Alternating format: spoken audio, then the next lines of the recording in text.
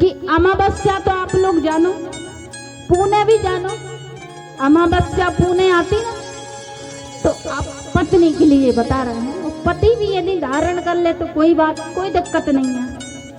तो पहले पंडित जी घर घर आते थे सीधो सामान ले। तो आप पुणे पे महीना में एक बार नियम बनाओ कि जो वो पंडित जी सीधो सामान समझ गए, आटो, दाल, शक्कर, आलू, मिर्ची देती थी माताएं। अब आ नहीं रहे पंडित जी, क्योंकि अब भैया VIP हो गए। वो कहीं कहीं ये प्रथा चल भी रही है। तो पुणे के दिन उतने आटे की आप रोटी बनाइए और देख लीजिए कि हमारे मोहल्ले में कोई भूखा है, कोई भिखारी आया है, यदि कोई गौ माता है तो उस आटे की पूरी रोटी खिला दीजिए कि हर पुणे पे हम एक व्यक्ति को भोजन, जो भूखा होगा, बिल्कुल भूखा होगा, भला ही वो कुत्ता हो, उसके अंदर भी तो जान है, तो हम ज्यादा नहीं तो 4 रोटी, 2 रोटी या 1.5 रोटी दान करेंगे। तो आप कहलाओगे, भगवान के यहाँ जाओगे, प्रभु मैंने भी कुत्ता को रोटी खिलाई थी। डायरी खाली नहीं है, पापों से नहीं भरी, प्रभु कुत्ते को भी मैंने रोटी खिलाई थी। तो नियम बना लीजिए, 1.5 रोटी, 1.5 नहीं तो आधी दे दीजिए। गौ माता फिरती रहती है, घूमती रहती है, सुबह शाम रोटी दीजिए आप। और रोटी नहीं दे सकती तो पानी ही पिला दीजिए, ये भी एक सेवा है।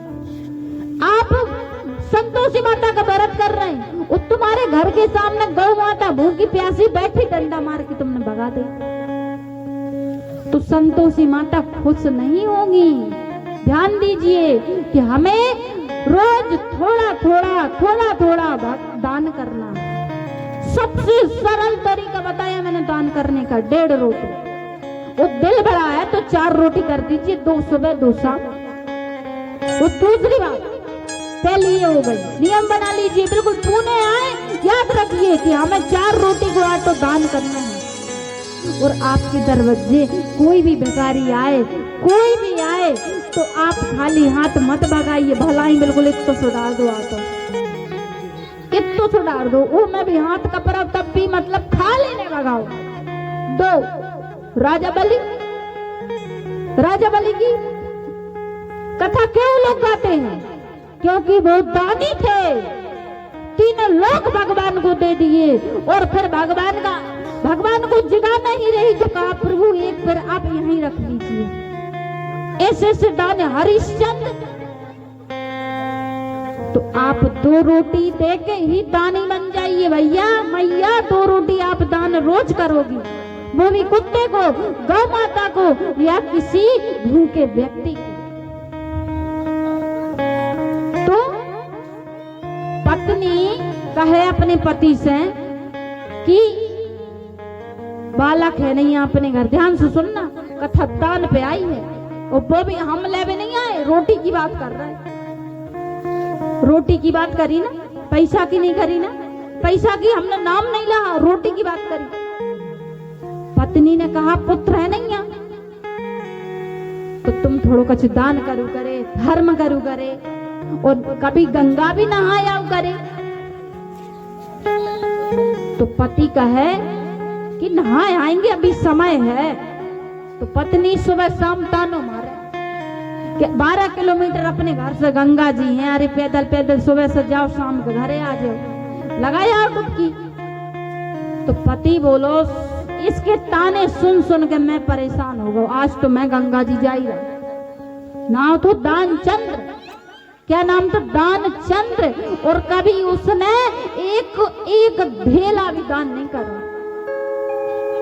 गौ दानचंद्र पैदल गौ नर्मदा जी पहुंचे, मान लो अपने होशंगाबाद पहुंचे, तो इसने देखा कि यदि जहां पे स्नान करते हैं सज्जन भक्त लोग, वहां पे करेंगे तो पंडा को तो कुछ देना ही पड़ेगा, मांगते ही रहते हैं वहां भी जाओ होशंगाबाद।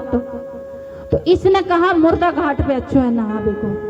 मुर्दा घाट पे तो मुर्दा जले, जहां फूल सराय वहां डुबकी लगा के घर आ जाए तो कुछ दान भी न करना पड़े। अब जो मुर्दा घाट पे स्नान करेगा दानचंद्र, अब इसने कपड़े उतारे। जब हम अयोध्या जाते हैं तो हम डुबकी लगाते कहते हर हर गंगे, हर हर गंगे। तो तुम्हारे जो माता पिता जो भगवान को पहुंच गए तो खुश होते हैं कि मैंने कैसे पुत्र को जन्म दिया जो आज हमारी संस्कृति को लेके चल रहा है। आज वो अयोध्या आया और कह रहा हर हर गंगे, हर हर गंगे। तो तुम्हारे जो दादा परदादा हैं वो खुश होते हैं जब आप कोई अच्छा काम करते हैं। अब इसने मुर्गा घाट पे डुबकी लगाई और पहले देखी कि भैया कोई नहीं, और खुश होगा मन में कि मैं तो नर्मदा जी भी आओ और एक धेला भी दान में देने पा रहे। वाह, मुझसे बड़ो मेरो, इसलिए तो लोग बोलते हैं दान चंद्र दानी। इसने डुबकी लगाई, हर हर गंगे, हर हर गंगे। फिर बाहर निकलो कि पंडा खड़े कपड़ों के पास। तो वे बोले जजमान की जय हो, भगवान यहाँ गए। कंजूसों के भगवान, कंजूसों के भी भगवान होते हैं पता है, दानी के भी भगवान होते हैं। तो ध्यान दीजिए, फूल चढ़ाने से भगवान खुश हो जाते हैं, उपवास करने से भगवान खुश हो जाते हैं? नहीं। सुनिए, भगवान को पसंद क्या है?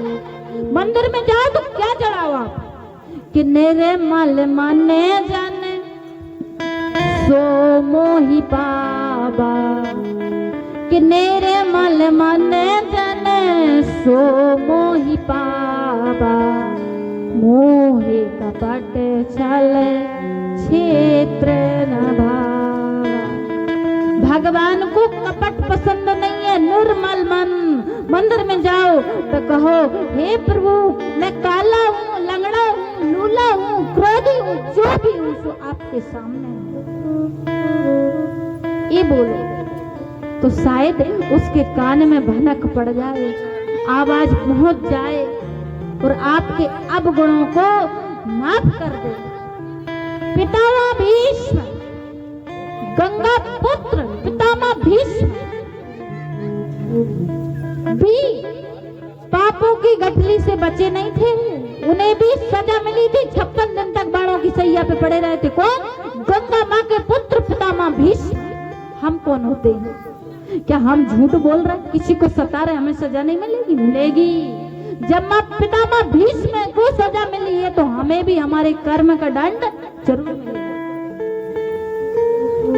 अब एक दानचंद्र मुर्गा घाट से बाहर आया, पंडा जी खड़े थे, बोले जजमान की जाओ। दानचंद्र से पंडा बोले भैया कुछ दान, नर्मदा जी आया कुछ दान कर लो, कुछ धर्म कर लो। अब बहुत बोला, बहुत बोला, बहुत बोला, कपड़ा ही न पहनने दी वो तो। पंडा पीछे पड़ जाए ना, इलाहाबाद जाओ, एक दो तो तुम्हारे पीछे लिखवाई दे, मैं घरे आ जाए ले लुटाई जाओ तो। अब इसने कहा अब तुम इतनी कह रहे हो तो भैया एक ढेला, अब नहीं घरे आके ले लाइए, कपड़ा पहन ला। अब जो घरे आ गए, पत्नी से कहा बहुत अच्छे स्नान किए, बहुत अच्छे स्नान किए और आराम ही कर रहे थे, इतने में कुंडी बज गई। तो पति बोला, बोल दानचंद पत्नी से बोला देखो तो कौन आ। पत्नी ने किवाड़ खोले, तुम्हारी भाषा में गेट खोले, कहा जजमान की जाओ। कहा दानचंद्र जी घर में है। पत्नी बोली अब बता रहे पूछ के, क्योंकि हुक्म तो चले। अब पत्नी आई, बोली का तुम कोई कछु लिखवा के आए थे का एक पंडा आए हैं, बोल रहे दानचंद्र घर में है। तो दानचंद्र बोले कह दो कि स्वास्थ्य ठीक नहीं है।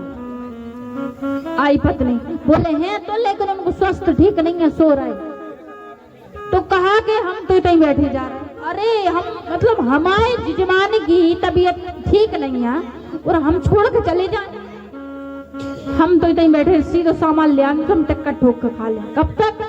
जब तक हमारे जजमान की तबीयत ठीक नहीं है। वो एक ढेला लिखवा के आए थे, वो ढेला जब भी अच्छे हो जाए, स्वस्थ हो जाए, तब ही लेके जाए। अब पत्नी आई, बोली बे बोल रहे हैं पंडा कि जब तक हमारे जजमान की तबीयत ठीक नहीं हो रही तब तक हम नहीं जा रहे, सीधो सामान ले आलो। दानचंद्र बोलो आप जाओ और बोल दो कि वे तो मर गए। आई पत्नी आई और बोली कि वे तो खत्म हो गए। तो पंडा बोलो कि जब वे खत्म हो गए मेरे जजमान थे, मैं तो देह संस्कार कर खाई जाऊं। पड़ोसी बोल भैया आ जाओ, सब दानचंद्र को देहांत हो गया।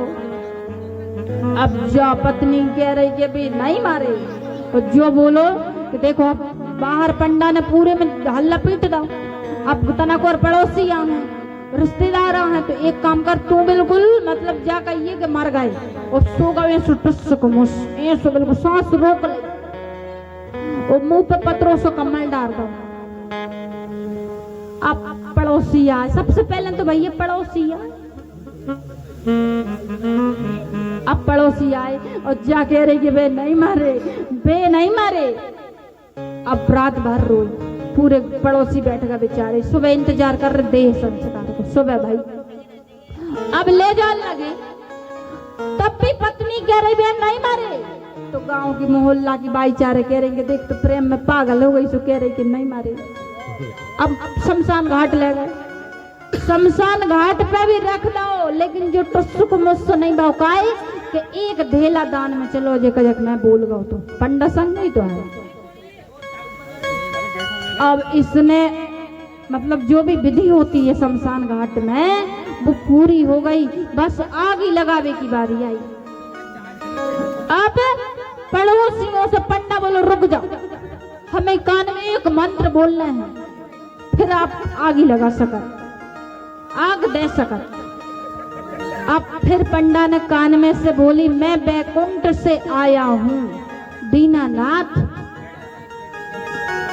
अब मांग लो तुम्हें जो मांगना से। इसने थोड़ी सी आंख खोली, अरे वही पंडा, फिर आंख मूछ ली।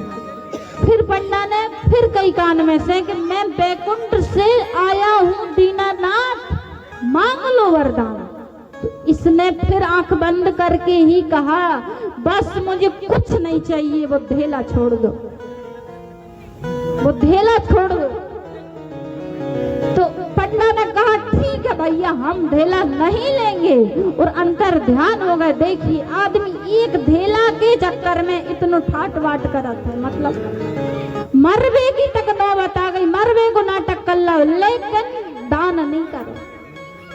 तो कंजूसों के घर भी भगवान आ जाते हैं। आ गए थे बैकुंठ से दीनानाथ, पंडा के रूप में भगवान ही तो आए थे, लेकिन इसने मांगा क्या मांगा, एक धेला छोड़ दो।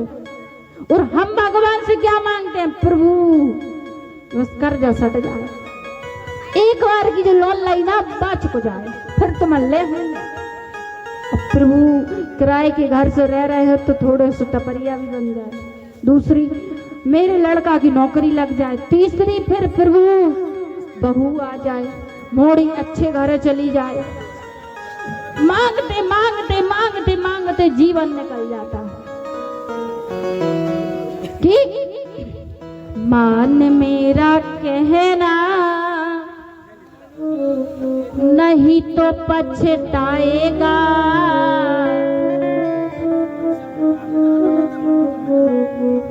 कि मान मेरा कहना नहीं तो पछताएगा।